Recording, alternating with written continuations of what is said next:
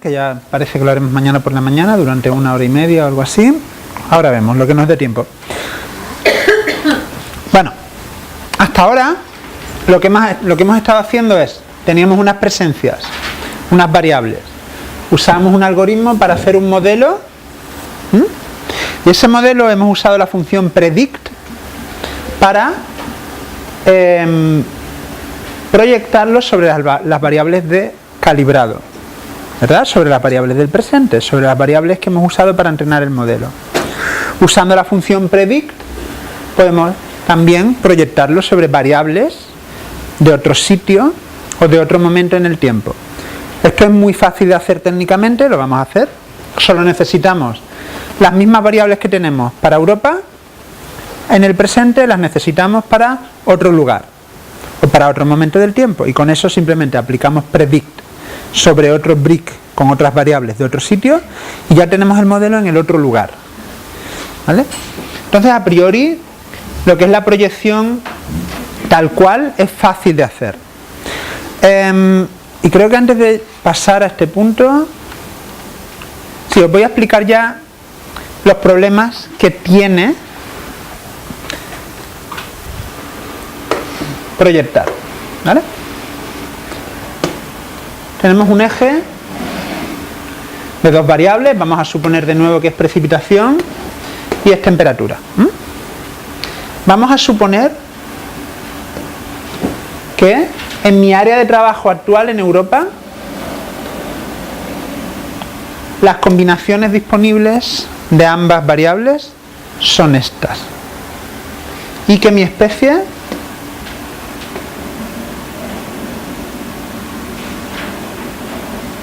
está aquí, ¿vale? Ese es mi modelo en el espacio ecológico. Y ahora resulta que yo quiero proyectar en el espacio. De hecho, lo que vamos a hacer es coger el modelo del oso en Europa y proyectarlo sobre Norteamérica. ¿Tiene sentido? Es la misma especie, debe tener hábitats similares, tal vez la proyección funcione. ¿Y si resulta que en Norteamérica las combinaciones existentes de temperatura y precipitación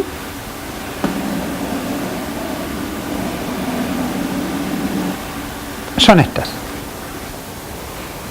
Y nosotros lo que queremos hacer es coger este modelo de nicho y proyectarlo aquí. ¿Qué pasaría? No hay condiciones como estas aquí, nos saldría un modelo completamente cero, en blanco. ¿Y si... Oh. ¿Y si fuera algo así?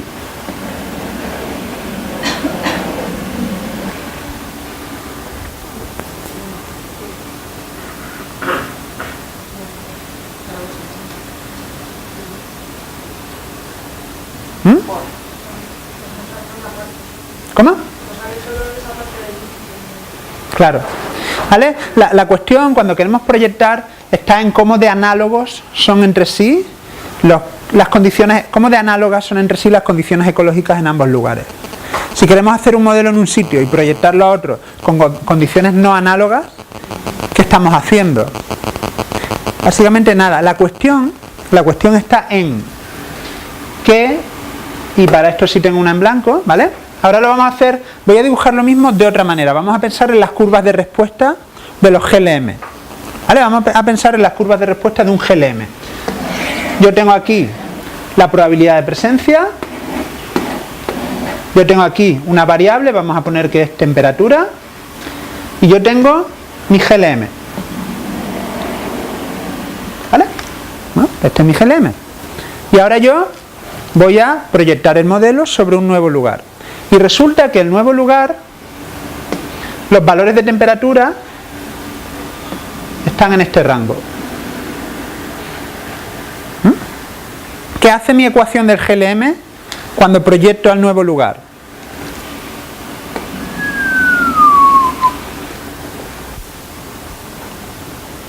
Sea ya cual sea la temperatura que yo tengo aquí, GLM sigue en probabilidad 1. 40 grados, 50 grados, 60 grados, 70 grados, 80 grados. ¿Se entiende el problema? Cuando usamos ecuaciones capaces de extrapolar, extrapolamos. Y cuando extrapolamos, iba a decir una palabra que rima, pero ya sabéis cuál es, la liamos, eso también sirve. ¿Se entiende el concepto? ¿Vale? El concepto del clima no análogo, pero no es solo el problema del clima no análogo, es también el método que utilizo para hacer la proyección, ¿vale? Esto no está muy bien resuelto todavía no está muy bien resuelto. Un consejo, si aquí hubiéramos usado una Gaussian en la proyección, ¿vale?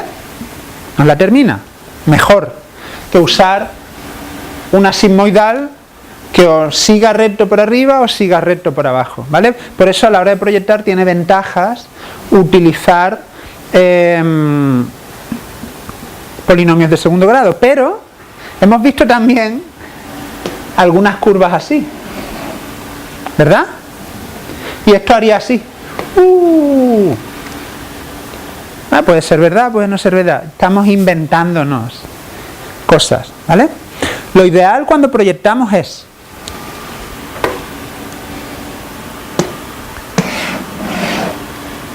que nuestro método o nuestras variables o nuestro modelo tenga cosas así, que cierren, porque si no cierran y seguimos ad infinitum inventándonos curvas de respuesta. Si viéramos de nuevo las curvas de respuesta de nuestro modelo, podríamos quitar variables que están haciendo esto.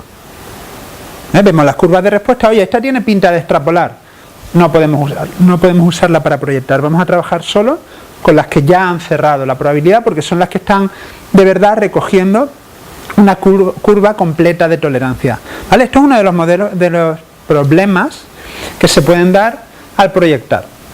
Hay formas de saber en qué sitios de una proyección nos estamos equivocando, y eso nos puede servir para discutirlo. Oye, aquí la idoneidad sale muy alta, pero es porque el modelo está mal, o el clima no es análogo, o pasa algo. Y para eso se utilizan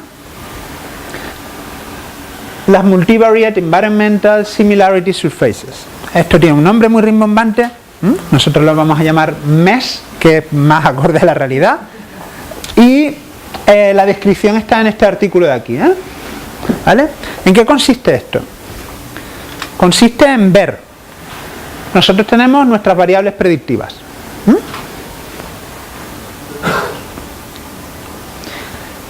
y lo que calculamos para cada una de esas variables es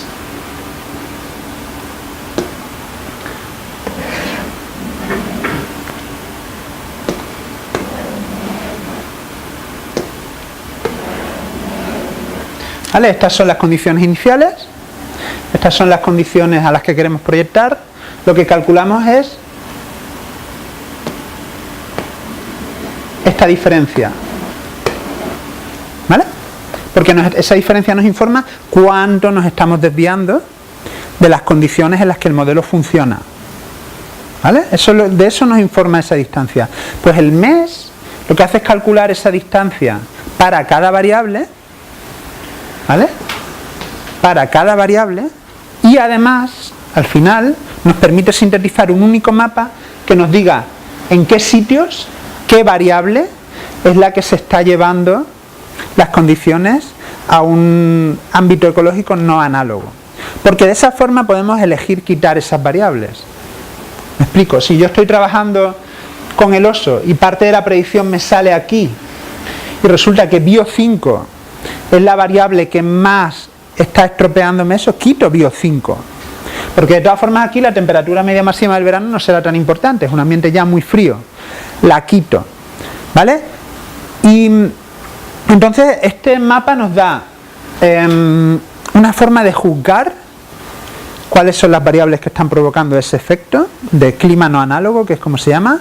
Nos da la posibilidad de decidir si quitarla o no quitarla, o nos da la posibilidad de discutir por qué en un determinado lugar del modelo los valores de la proyección son los que son.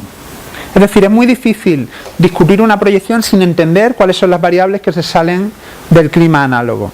Y para eso se utiliza esta herramienta, ¿vale? Vamos a aprender cómo se hace y vamos a intentar discutir tal vez de forma no muy seria, pero si quiero introducir en la cuestión, intentar discutir cómo resolver este problema. Cuando proyectamos, además de calcular el mes, he dicho que necesitamos que las variables predictivas con sus nombres y sus unidades las tengamos para el sitio en el que calibramos y para el sitio en el que proyectamos. Es decir, si yo tengo 6 variables para calibrar con 6 nombres diferentes, necesito esas 6 variables con esos 6 nombres en ese mismo lugar. Y si es posible, con la misma resolución. Si es diferente, que no haya mucho cambio. ¿Vale? Es obvio, para mantener el efecto de la escala en la proyección. ¿Vale?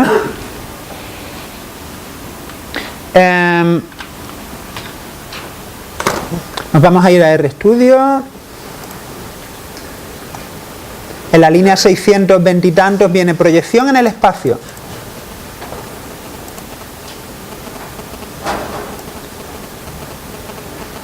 Vale, pues tenemos, voy a crear un brick que se llame variables EU, ¿vale? De Europa.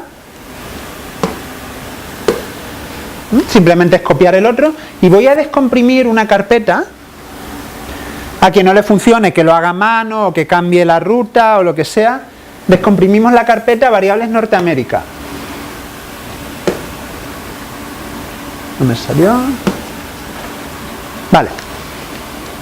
Y con esas variables hacemos un nuevo brick que se llame variables NA. Tenemos variables EU de Europa, variables NA de Norteamérica. Hacemos. ¿Sí? ¿Os empiezan a sonar algunas operaciones? ¿De haberlas visto ya N veces? ¿Sí, no?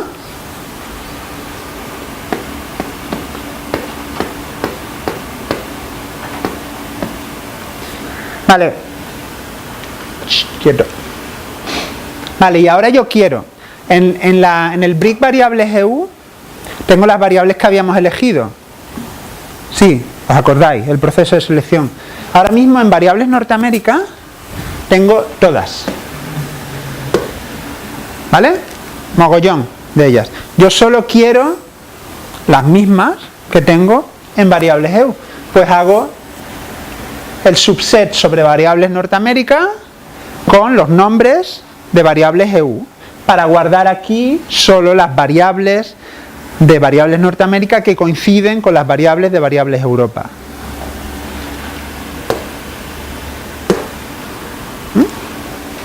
Y vamos a hacer el plot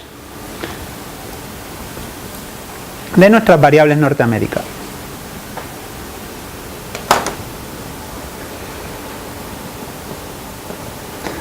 No sé ni si se van a ver. ¡Ay, qué ridículo!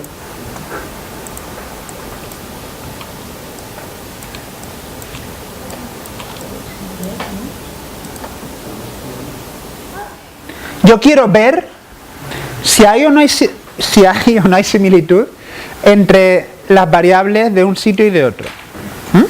Quiero ver si se parecen o no se parecen. Y para eso he preparado un plot. Vamos a verlo directamente.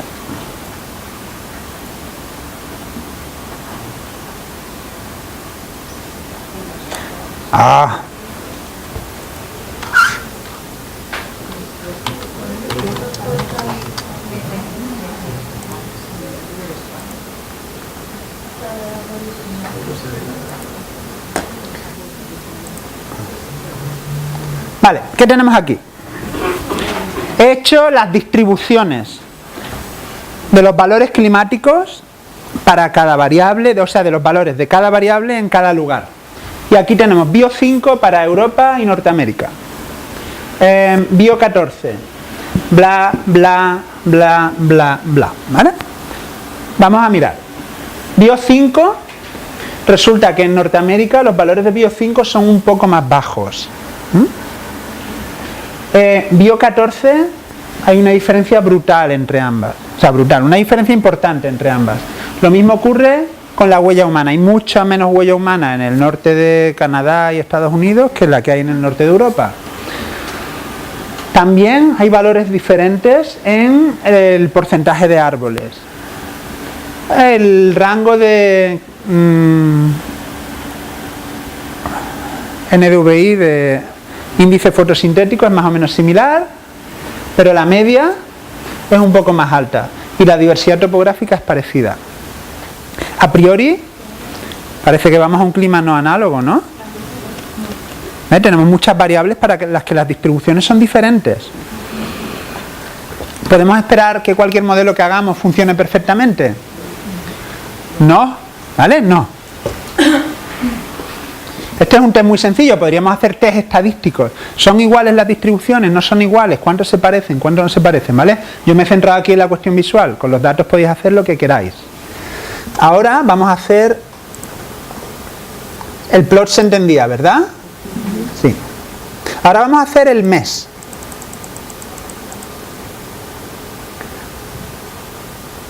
¿Cómo se hace el mes? Hay una función concreta que lo hace y necesita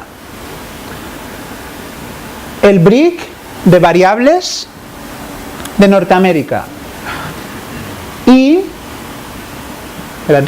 las presencias, es que lo voy mirando sobre la marcha, no me acuerdo, la presencia, un momento,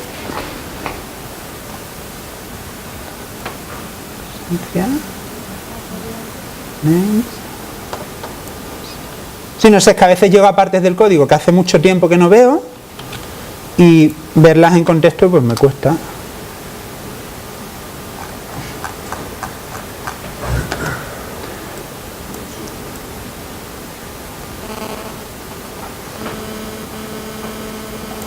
Vale, son nuestros datos son simplemente nuestros datos de presencia, pero solo las columnas de las variables, ¿vale? Perdón por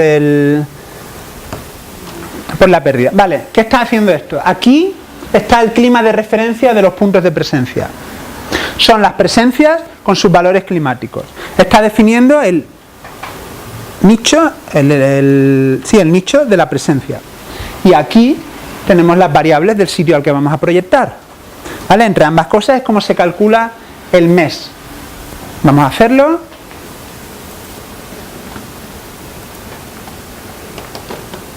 Y hacemos el plot.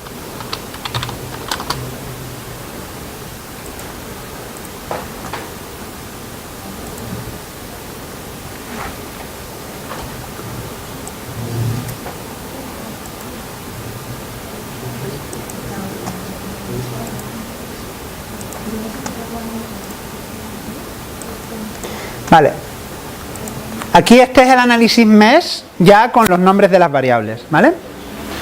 Cuanto más alto es el valor del mapa mes de la variable concreta, más se desvía ese lugar de las condiciones climáticas en las que vive la especie en Europa. Luego, cualquier predicción que yo haga aquí, si uso la variable bio5, se va a ver comprometida, ¿vale? Con la diversidad topográfica tenemos ese problema más o menos a todo lo largo. Con el rango de NDVI tenemos todas las zonas boscosas de Norteamérica con valores más altos de los que son habituales en Europa. Bio14, por ejemplo, tiene problemas muy específicos en una banda aquí y en otra aquí. Como veis, es un rollo pensar en, oye, ¿cómo controlo el tema de la proyección? Es muy fácil hacer el predict sobre otro área, pero conseguir que la proyección sea buena y no se haga sobre un territorio sobre el que podemos extrapolar no es tan sencillo, ¿vale? Mi decisión aquí sería primero hacer el siguiente mapa, que es dónde está, en qué sitios, qué variable es la que tiene un valor más alto.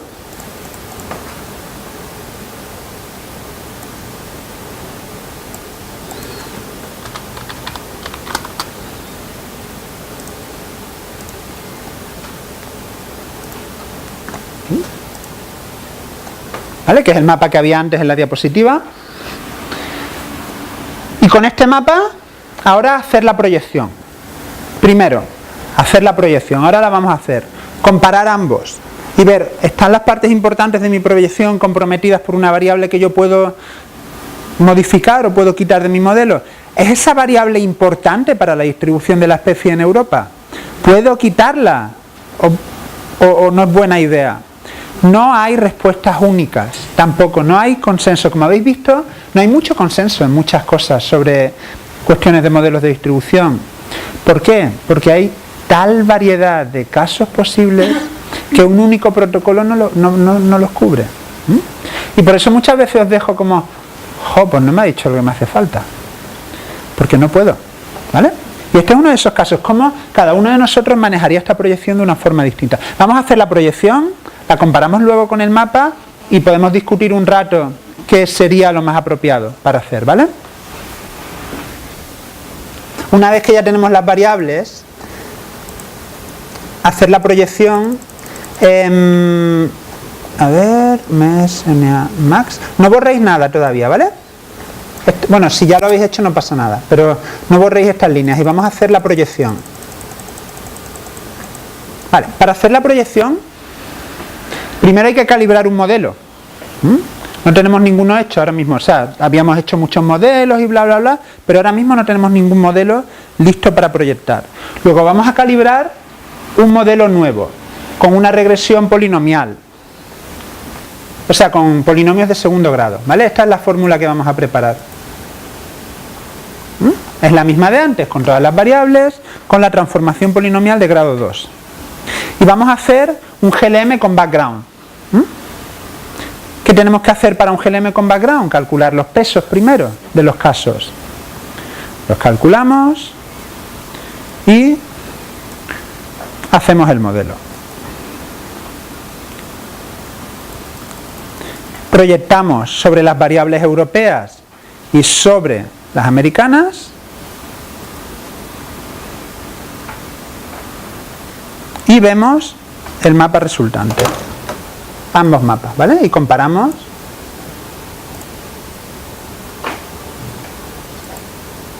Vale, tenemos a la izquierda el mapa, la proyección europea y aquí la proyección a Norteamérica. Ahora mismo todavía no tenemos puntos para superponer ahí encima, pero tenemos los datos de la distribución de la especie en Norteamérica. Están en nuestra primera tabla original. Los datos que descargamos eran globales. Ahora en un rato los vamos a procesar y dibujarlos encima para hacer una estima de cómo debían estar el mapa. Y con esos mismos datos, si tuviéramos ausencias, podríamos calcular una UC del modelo proyectado. Y eso sí que sería un modelo completamente independiente. Es decir, hemos cogido un área, hemos hecho el modelo allí, hemos proyectado el modelo y hemos evaluado con datos que son de incluso otro lugar geográfico. Esa es la evaluación más fuerte que puede pasar un modelo, realmente. Paro de cascar. Y vamos a ver este mismo mapa se llamaba... Voy a dibujar el mes al lado del mapa, ¿vale? Que por algún motivo no está en el script tal cual.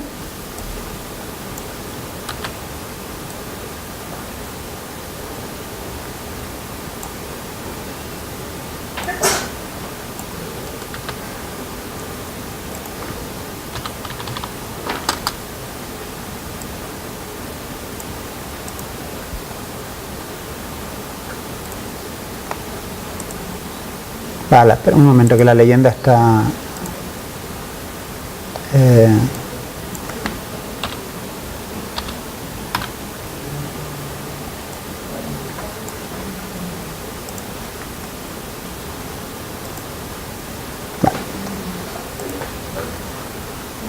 Vale, ahora sí.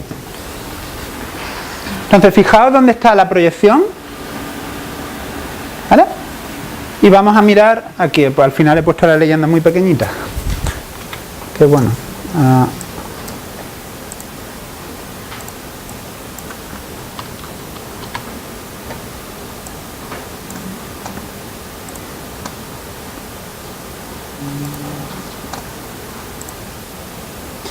Bueno, no hay un término medio, pero da igual. Vale, ¿qué colores tenemos sobre todo por aquí? Rojo, ¿no? Y eso corresponde a bio 5. Y corresponde bastante con parte del área del área de distribución. Vamos a ver la curva de respuesta del modelo para las distintas variables. Voy a abrir otra ventana y vamos a hacer el plot mode.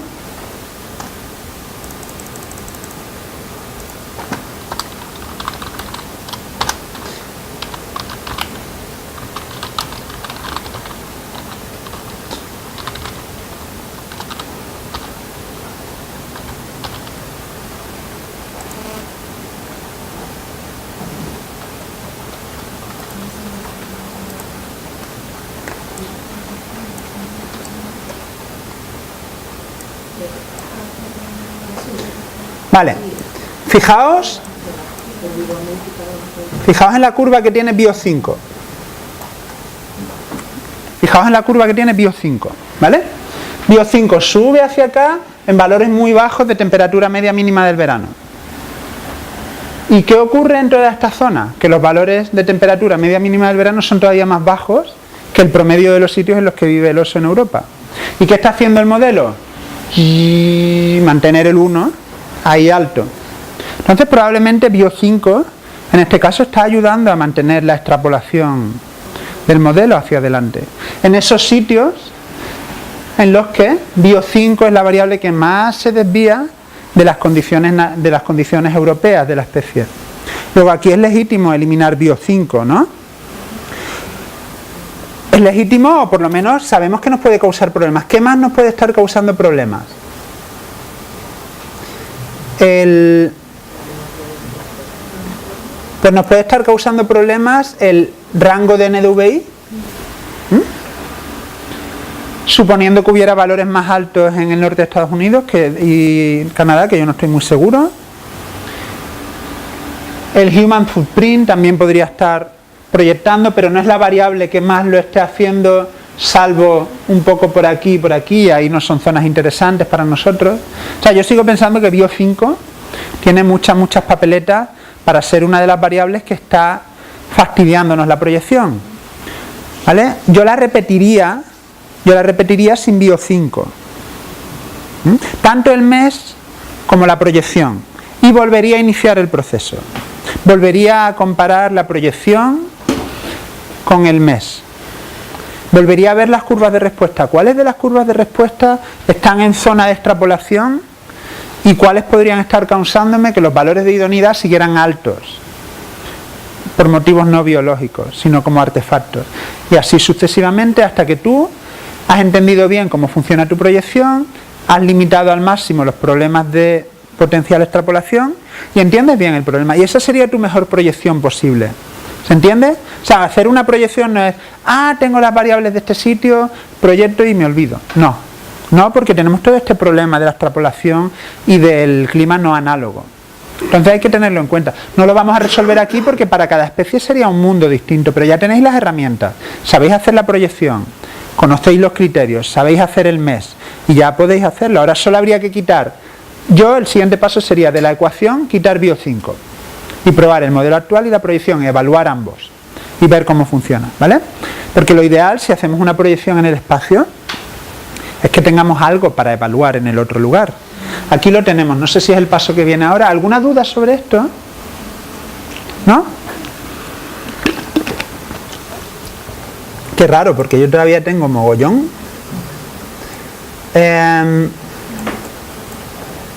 Lo último que nos queda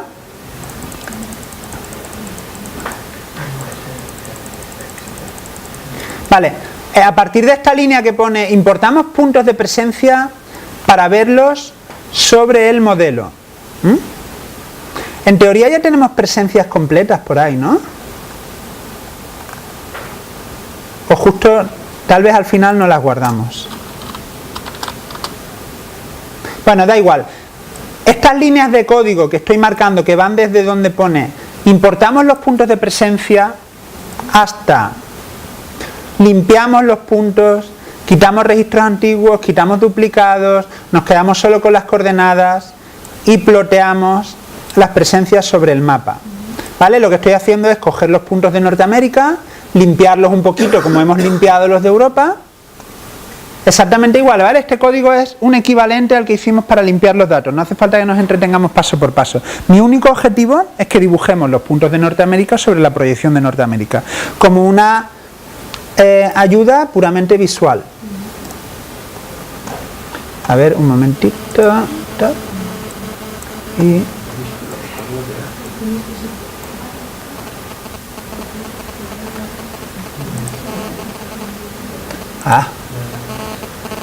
¿Qué tal? ¿Cómo se ve? A priori sabíamos que la cosa no pintaba muy bien, que para muchas variables estábamos fuera, que tenemos algunas variables que están tirando mucho. Aún así todo esto ha salido bien. Pero tenemos una zona con mucho error de comisión aparente, o tal vez en esta zona no está esta especie de oso. ¿Vale? Y hay otro competidor. ¿Vale? Porque hasta donde yo sé, el oso negro sí se distribuye por toda esta región. No sé si son competidores o no, no sé si son excluyentes o no, ¿vale? Da igual, la cuestión es que tenemos aquí una zona de proyección fallida, aparentemente, aquí tenemos una de acierto y esto de aquí, ¿qué es lo que ocurre aquí? Que ningún dato europeo está en un lugar tan frío. Entonces nuestro modelo es imposible que llegue a predecir en ese lugar, ¿vale? ¿Se entiende más o menos? Podríamos calcular una UC con estos valores, ¿vale?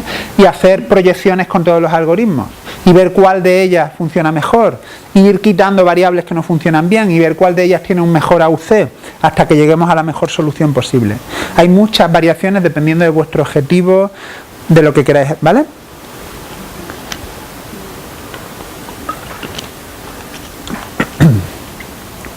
Y si queremos proyectar en el tiempo, el problema de proyectar en el tiempo, que normalmente es o al pasado o al futuro, es que hay variables que no conocemos en esos periodos temporales. ¿Sabemos cuál va a ser la huella humana en el 2080? ¿Sabemos cuál era la huella humana hace 20.000 años? ¿Sabemos cómo es el índice de vegetación, que es una variable de teledetección? ¿Cómo va a cambiar? ¿Cómo no va a cambiar? No lo sabemos. Del pasado y del futuro podemos tener topografía y podemos tener clima, que se genera a partir de simulaciones paleoclimáticas o simulaciones climáticas. Como para el pasado y el futuro solo tenemos variables climáticas, en este caso, de mi brick de variables solo me voy a quedar con aquellas que tienen clima, y son la primera, la segunda y la sexta hasta donde yo sé. Si ejecutamos estas 4 líneas de código, nos debe salir bio 5, bio 14 y bio 6. Sí, ¿verdad? Esas son nuestras variables climáticas. Y las vamos a meter en un brick nuevo que se llame variables presente, que es la siguiente línea. Ahora tenemos un brick con solo 3 variables climáticas.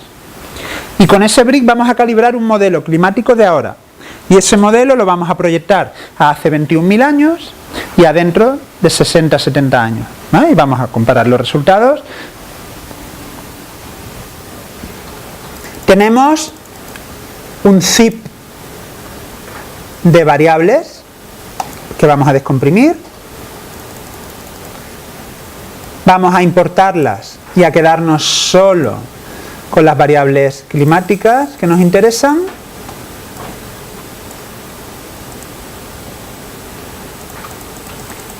Tenemos que volver a entrenar un modelo solo con las 3 variables climáticas. Volvemos a hacer un modelo, en este caso vuelve a ser una regresión poli con esas 3 variables. Necesita unos pesos, como veis estoy haciendo un GLM con background. Y ahora hablamos de por qué. Cómo de bueno es el modelo, las curvas de respuesta. El modelo no es muy malo, la verdad, con solo 3 variables.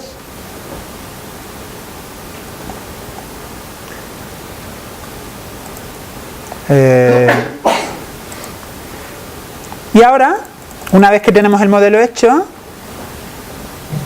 proyectamos el modelo sobre las variables del presente, sobre las del pasado y sobre las del futuro. No me entretengo con el código porque ya son cosas que hemos repetido y repetido y repetido y repetido. Este es el modelo actual, el modelo de referencia. Como veis es un poquito más laxo porque solo hemos usado clima para hacer el modelo, ¿vale? Solo hemos usado clima, ninguna otra característica del territorio. Si lo pasamos hace 21.000 años, toda esta zona era tierra firme y fijaos que se va justo a este extremo de aquí. Probablemente hay un espacio no análogo. Ahí, hace 21.000 años la capa de hielo llegaba por aquí, ¿vale? Luego todo este territorio mucho más frío, entonces esto probablemente era el equivalente a estas zonas de aquí arriba. Pero tendríamos que hacer el análisis MES de nuevo para ver cómo de distintas son las condiciones hace 21.000 años con respecto a la actualidad y evaluar qué variables pueden estar provocando extrapolación o no. O sea, esta proyección la hemos hecho fácil para que veáis que se puede hacer, pero hay que analizarla con el mismo nivel de detalle. Podríamos tener fósiles de Ursus arctos de hace 21.000, 30.000 años y usarlos y ponerlos aquí encima y ver si hay una concordancia o no. Y sobre el futuro, como el clima va a calentarse, pues se supone que hay un empuje hacia el sur de las condiciones idóneas para una especie que requiere unas condiciones no demasiado cálidas, ¿vale? La cuestión es, y como dije el primer día, ¿ahí que tenemos? ¿Distribución de la especie o de hábitat idóneo? Ni siquiera es probabilidad de presencia, hábitat idóneo, ¿vale? Ninguno de los mapas, ni este, representa la distribución del oso ni en el pasado ni en el futuro. Son solo una de las miles de proyecciones distintas que podemos hacer. Lo ideal, si quisiéramos hacer la proyección, es trabajar con un ensemble también, ¿vale? De muchos modelos diferentes. Pero hay miles de variaciones. En este caso, como es un GLM, estamos trabajando con la hipótesis, la distribución del oso la controlan unas poquitas variables climáticas realmente. ¿Tenemos datos del pasado para evaluar? Sí, vamos a irnos al registro arqueológico y buscar sitios en los que durante ese periodo de hace 21.000 años hay presencias de oso. Vamos a ponerlas aquí encima y vamos a usarlas para evaluar el resultado. Y hasta aquí es esta parte de proyección espacial, de proyección temporal. Parece muy sencillo de hacer porque solo es predict sobre otro conjunto de variables, pero quiero que entendáis que la interpretación, el problema de la extrapolación y el problema del clima no análogo son muy importantes. Entonces, yo lo he hecho también. Yo cuando no conocía bien estos problemas he proyectado sin poner mucho cuidado en cómo lo hacía. Y como proyectar es muy fácil, lo seguimos haciendo. Pero cada vez sabemos más de los problemas que tiene proyectar de forma ciega. O sea, que cuando alguien coge, venga, vamos a proyectar la distribución de esta especie amenazada dentro de 80 años y a partir de ahí vamos a hacer una evaluación UICN de su probabilidad de extinción o de lo que sea dentro de ese periodo de tiempo. Pues te estás basando en algo como esto. ¿No? Te estás basando en algo como esto que no es realista, que no es biológicamente realista. ¿Vale? Es una aproximación y solo se refiere a idoneidad del hábitat, nunca a presencia de la especie. ¿Sí? No me creo que no tengáis ninguna pregunta sobre el tema. Venga. ¿Cómo?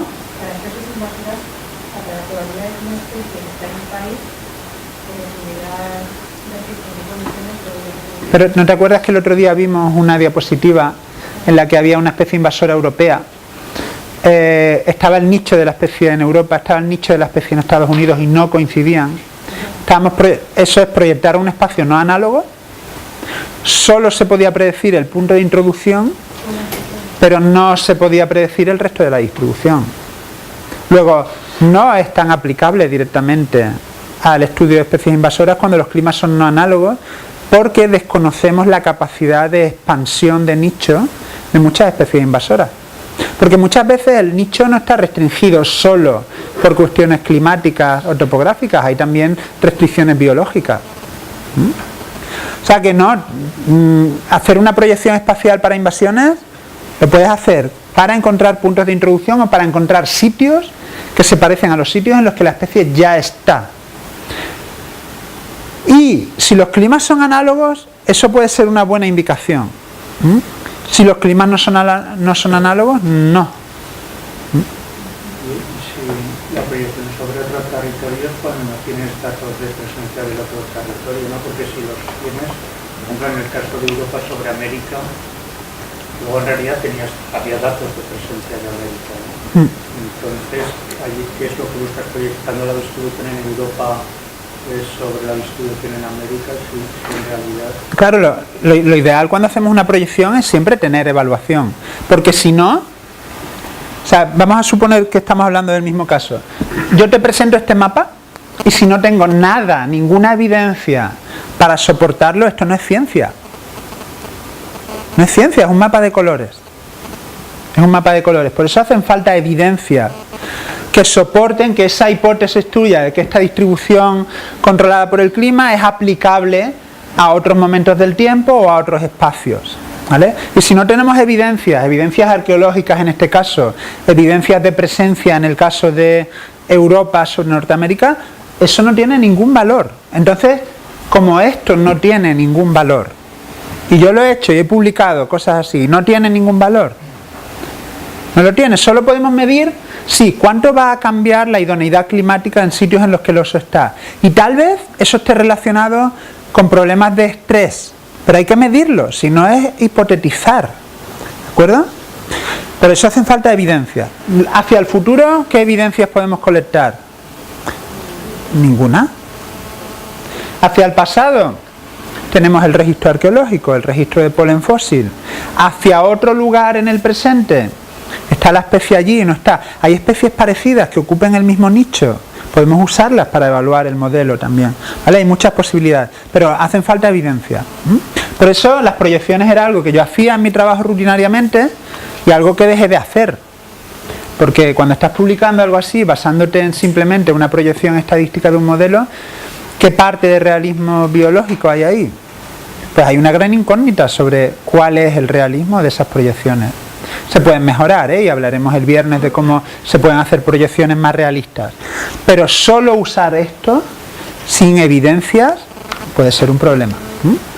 Una especie invasora que esté expandiéndose ahora se podría utilizar ya en la nueva zona que está ocupando, con esas evidencias y proyectarlo. Estaríamos un poco igual también, porque un modelo de distribución solo predice zonas que se parecen a los sitios en los que la especie ya está. Entonces no puede predecir sitios que no se parecen a aquellos en los que la especie ya está. ¿Me explico? Solo te puede decir qué sitios hay en los que la especie todavía no esté, que se parecen a los sitios en los que ya está. Pero en el fondo puede hacer como, tú puedes coger una especie de zona que viene de América aquí, que ya se está expandiendo aquí. Sí, pero lo que te quiero... Mira, es fácil de explicar. ¿Vale? Dos ejes, nicho de la especie invasora, área invasible. Hagas lo que hagas, no vas a poder predecir esto aquí, porque esto es lo que tú tienes en tus datos. No puedes extrapolar a sitios que no se parecen a aquellos en los que tú tienes la presencia de la especie. Bueno, nosotros hemos utilizado toda Europa y sabemos que no está donde en media Europa.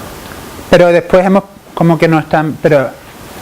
Bueno, hemos predecido hasta en Marruecos. Claro, porque una cosa es... Marruecos, Andalucía y donde sabemos que no está. Sí, porque el modelo de distribución no te dice dónde está. Te dice en qué sitios se dan condiciones idóneas. Porque no puede vivir un oso en el Atlas. ¿Podría? ¿No? ¿Y este tipo de modelos? ¿Qué pasa? Que se extinguió en algún momento dado, seguro. Estoy casi convencido de que debió haber osos en el Atlas en algún momento. Claro. Por eso, que aparte, nosotros miramos ahora las distribuciones de las especies con un prisma temporal muy reducido y en un territorio muy perturbado. Muy tremendamente perturbado. Entonces, idoneidad del hábitat no es probabilidad de presencia ni es presencia, es solo sitios en los que se dan condiciones en los que la especie tiene el potencial de sobrevivir. ¿Que el modelo predice que hay zonas de hábitat idóneo en África? Pues ¿por qué no podrían serlas en los pies de monte del Atlas? Pues sí, no es una zona tan árida como 100 kilómetros más al sur, ¿vale? O sea, el potencial está ahí, no lo hay condiciones, hay restricciones biogeográficas, restricciones humanas, perturbaciones, barreras biogeográficas, y como vimos el primer día, estos modelos no tienen en cuenta ninguna de esas cosas, ¿vale? Entonces, en el caso de la invasora, seguimos un poco en esta historia, es igual. Tú puedes ver el área potencial, bueno, el área potencial no, el hábitat que está ocupando, yo qué sé, en Francia, está el oso de la mitad de Europa. O sea, Sí, pero que ocupa ahora, pero seguimos en las mismas. y predecir dónde va a entrar. Sí, pero que el modelo no te va a proyectar más allá de los sitios, o sea, no te va a proyectar a condiciones climáticas en las que la especie no aparece ya. ¿Vale? Eso no lo puede hacer, básicamente. Que es una restricción estadística, es cómo funcionan estos modelos. Precisamente evitan intentar darte idoneidad en sitios que no se parecen a los sitios en los que está la especie, por eso no es la mejor opción. Hay otros métodos para poder hacer este tipo de proyecciones mejor.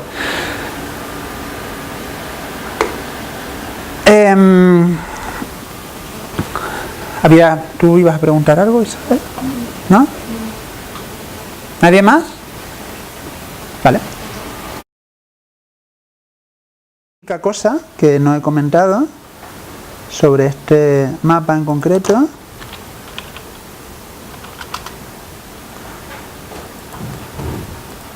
sobre el de futuro, ¿vale? Un solo comentario más. Esta proyección a futuro está hecha, hay muchas simulaciones climáticas que están simulando clima futuro con distintos valores de emisiones de gases invernaderos y con distintos tipos de modelos. Es decir, esto es solo una proyección de varias decenas posibles. Esto no es una predicción, y nunca uséis la palabra predicción, ¿vale? Esto es una proyección o un escenario. Es uno de los posibles estados futuros que podría haber si a el oso le diera la gana seguir detrás de sus condiciones climáticas apropiadas. Igual realmente no le importa tanto que haga un poco más de calor mientras haya recursos para comer, ¿vale? Esa es otra cuestión. Cuando hacemos modelos de distribución basados en clima, las plantas son muy distintas a los animales. Las plantas son máquinas químicas que requieren unas condiciones de contorno para funcionar. Entonces, una especie concreta o una población concreta están muy bien adaptadas a unas condiciones específicas, aunque a veces no estén en equilibrio con el clima. Una águila culebrera no tiene esas mismas restricciones fisiológicas a la hora de sobrevivir y depende más de recursos. Y que la temperatura suba 1 grado o baje 1 grado, mientras no afecte mucho a sus recursos, no es tan importante.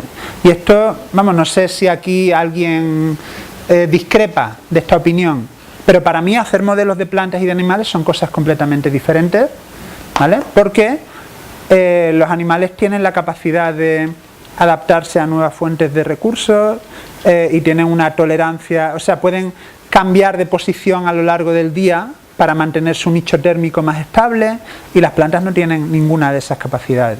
Entonces, yo cuando trabajo con plantas tiendo a hacer modelos de alta resolución, teniendo en cuenta refugios microclimáticos y demás, pero cuando trabajo con animales uso celdas un poco más grandes, porque tienen una capacidad de campeo más alta, y total, que hay una serie de características conceptuales distintas entre el modelo de una planta y de un animal. De cara a las proyecciones futuras eso funciona un poco igual también. Yo creo que los animales tienen mucha más capacidad para ir compensando cambio climático con cuestiones comportamentales que una planta, que no tiene más opciones que soportar o adaptarse el clima al que se está viendo sometida en un lugar concreto. Luego, cuando se hacen este tipo de proyecciones, en el caso del oso, yo esta no me la creo. Tú al oso lo dejas y se te va a Castilla-La Mancha mientras haya recursos para comer. ¿Me explico? Ahora está un poco acantonado, pero como digo el oso, digo el lobo, digo todo este tipo de especies que son omnívoras, que ocupan una gran diversidad de nichos. Este tipo de modelos no tienen por qué funcionar muy bien con ese tipo de especies. Aún así, no hemos hecho una muy mala predicción a Norteamérica. Teníamos un porcentaje del área de trabajo que estaba muy bien predecida y otras en las que había errores.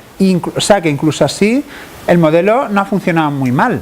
O sea, no teníamos los puntos en sitios completamente separados de la proyección, ¿vale?